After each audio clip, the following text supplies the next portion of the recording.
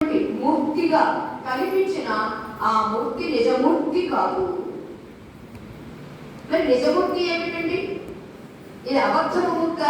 Yes, అబద్ధపు మూర్తి.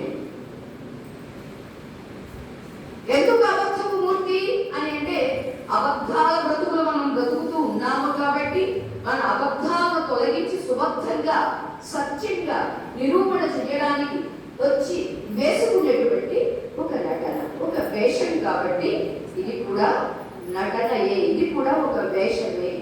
మరి నిజ రూపం ఏమిటి అంటే ఆత్మతత్వం. ఏవం యో వేత్తి తత్వతః, ఎవరైతే తెలుసుకుంటాడో తత్వతః అటువంటి వాడు మా సర్వవ్యాపకమైనటువంటి విశ్వాత్మకుడైనటువంటి విశ్వేశ్వరుడైనటువంటి విశ్వమైనటువంటి నన్ను పొందుతాడు అని స్వామి చెప్పాడు. ఎందుకు మనం ఇంత విషయం తెలుసుకునే, ఇలా తెలివి మనకు కలిగితే ఆ తెలివిగా మనం కూడా ఉంటాము.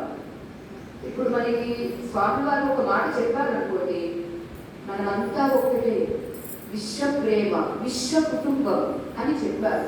అది మనం విశ్వసించామనుకోండి, విశ్వ కుటుంబంలో మనం కూడా ఒకరమంటే పరిమితంగా, అపరిమితంగా, అనంతంగా.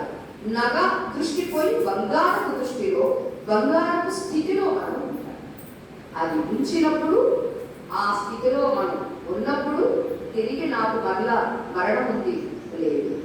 వస్త్రం ఇవాళ కట్టారు, మళ్ళా సాయంత్రం మార్చేస్తూ ఉంటాం. వస్త్రం మార్చడం మనం మారిపోతున్నామా? లేదు.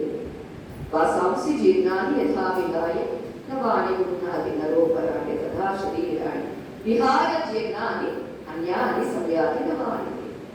ఏ రీతిగా సిద్ధమైనటువంటి వస్త్రాలు విడిచిపెట్టి కొత్త వస్త్రాలు ధరించినట్లుగానే ఇక్కడ మనం కూడా శరీరం అనే వస్త్రాన్ని విడిచిపెడుతున్నామే తప్ప శరీరి, దేహి, ఆత్మ అనేటటువంటిది సత్య శాస్త్ర